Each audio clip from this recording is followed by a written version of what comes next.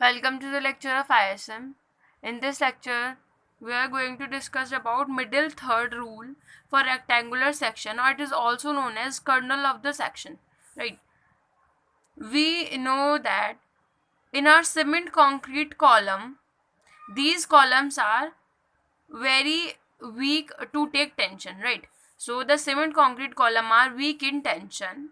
Hence, the load must be applied on these column in such a way that there is no tension stress anywhere in the section. That means because our cement concrete columns are weak in tension, that's why we apply load in such a way that there is no tension developed in the no tension developed in our column. Okay, because if there is a tension is developed, column concrete column cannot properly take it and it may be fail. So that's why we try that there is no tension stress developed in the column at any point. If eccentric load is acting on the column, it will produce both direct stress as well as bending stress. Okay, due to the eccentric loading, both stress come into the picture, direct stress as well as bending stress. The resulting stress at any point due to both direct stress and bending stress in the section is a algebraic sum of direct stress and bending stress. At any point, if we want to find out the total stress due to the direct stress and bending stress, we just algebraic sum both the stresses. Okay, so now consider a rectangular section of width b. This is a rectangular section. We consider a rectangular section of width b. Let the section is subjected to a load. Let us a section this if we seen that this is like our column. Okay, so rectangular section is subjected to a load which is eccentric to the y-axis. If this is y-axis, that means load is somewhere here. Because it is eccentric, there is some eccentricity p. Okay, E. There is some eccentricity e. The value of the minimum stress. We discussed this concept in a previous video. The minimum stress is comes out p upon a 1 minus 6c by b. Okay, so you can watch the previous video. I provide you link in the description. Okay, so if the minimum stress, this is the stress that is comes out due to bending and direct stress, combination of both, or we can say algebraic sum of the both. Okay, so the if the stress is minimum stress is negative, that means there will be a tension, it will be tensile. Okay, or if minimum stress is 0 or positive, that means there is no tension. Let's discuss the concept here. This is our column and this figure shows the stress representation. Okay, here we represent our maximum stress because the load is applied at right of the y-axis, right? That's why in this particular region from right to the y-axis there is a compression. So there is a compression, that means both the stresses is added. Okay, because both stresses has a compressive nature, sigma d plus sigma b. Okay, and at the another side of the y-axis there is a minimum stress comes at this end. Okay, it is a algebraic difference of direct stress minus bending stress. Okay, so if this sigma minimum became negative, that means the condition is something like that. If the condition is something like that, this values comes out to be negative.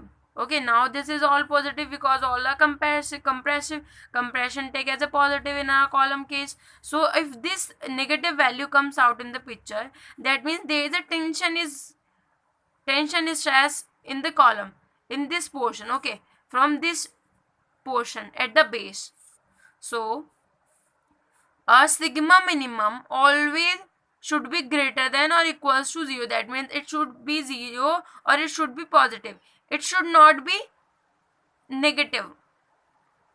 So we know the formula of sigma minimum is equals to p by a 1 minus 6c by b, always greater than equals to 0. That means this greater than equals to 0. That means 1 greater than equals to 6c by b. It that so our eccentricity should be less than equals to b by 6. Okay, Here E must be less than or equal to B by 6. For which case?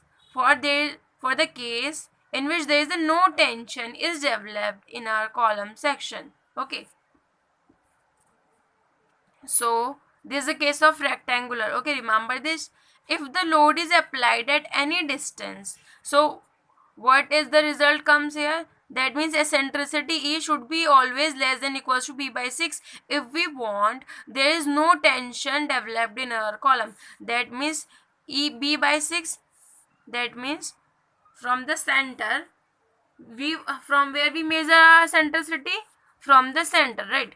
Or we can say from the axis of the column. From the axis of the column, the eccentricity E should be less than equals to B by 6. That means the eccentric load is somewhere here in the distance. This distance is B by 6. Okay, somewhere here in this distance.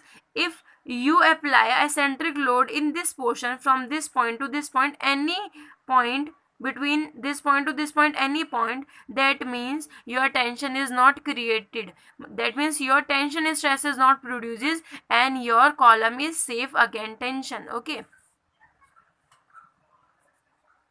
Similarly, from the another side of the section, so this whole comes out to be, this is B by 6 and this is also B by 6. That means the total is comes out to be B by 6 plus B by 6, that means B by 3. That means if you apply any eccentric load between the A to C, the tension will not produce in your column section. Okay, for the rectangular column. So let's read the statements. If the load is applied at any distance less than B by 6 from the axis, that means less than B by 6 from the axis, on any side of the axis, it may be this side or this side, at any side of the axis, the stress are wholly compressive. That means the stress generated are completely compressive if we applied the eccentric load from between the position this to this and this to this. Okay, hence the range within which the load can be applied so as not to produce any tension stress. That means it is talking about what is the range within which we can apply the load. Okay, the range within which we can apply the load and there is no tension produced, not to produce any tension and tensile stress, is within the middle third of the base, right? It is important, middle third of the base. That means it is a middle third because this is 1/3 of the B and this is another 1/3 of the B and this is the another 1/3 of the B. Okay, so at when you at middle, this is at the middle of the column or the right middle third of the base. Okay, if you have a column of length 2 meter, so if you applying a eccentric load in center 2 by 3, from the center 1 by 3 or 1 by 3, that means there is no tension is produced in this column. Okay, are you getting my point? If you have any doubt, please write down the comment section so that I can improve, okay, my lectures, or maybe try to solve your doubt. And similarly with respect to x-axis, this is our x-axis. With respect to this, you can go above or you can go below. From B, if this distance is D, then D by 3, from this axis D by 3, and from this axis you can go D by 3. Okay, sorry, D by 6. Okay, you can go from here to here D by 6 and from here to here D by 6. That means whole the distance from B to D comes out D by 3. Okay, similarly with respect to x-axis, the condition that tensile stress will not occur if you are applying the eccentric load in this axis, here, somewhere point between B to D. Okay, so there will be no tensile stress will not occur. Okay, in is when the eccentric load with respect to the axis x-axis does not exceed d by 6, if the value is not exceeded d by 6. Okay, so in the figure, in this figure, a, b, c, d, okay, within which the load may be applied anywhere. So you can apply the load anywhere in this particular area, hashed area, anywhere, as so not to produce tensile stress. That means if you are applying the load anywhere in particular hashed area, there is no tension is produced in the column. Okay, tensile stress any part of the entire rectangular section is called the core or kernel. That means it is a core type, it is a center portion, okay, core or a kernel of the section.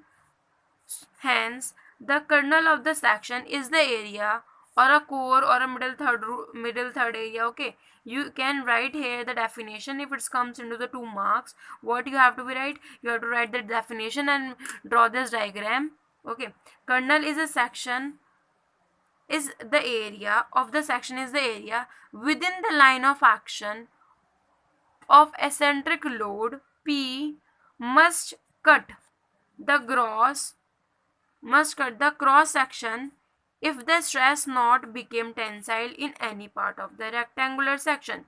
That means kernel of the section, it shows the area within which the line of action of eccentric load, that means if you applied a load which is eccentric, whose line of action must cut the cross section if the line of action of eccentric load cut the cross section of this section, this area, so not became tensile, stress not became tensile in any part of the rectangular section. Okay, so in this lecture it is sufficient, I think. Next lecture we will discuss about the middle fourth rule, okay, 1/4 rule. So thank you so much, and please ask if you have any doubt regarding to this concept.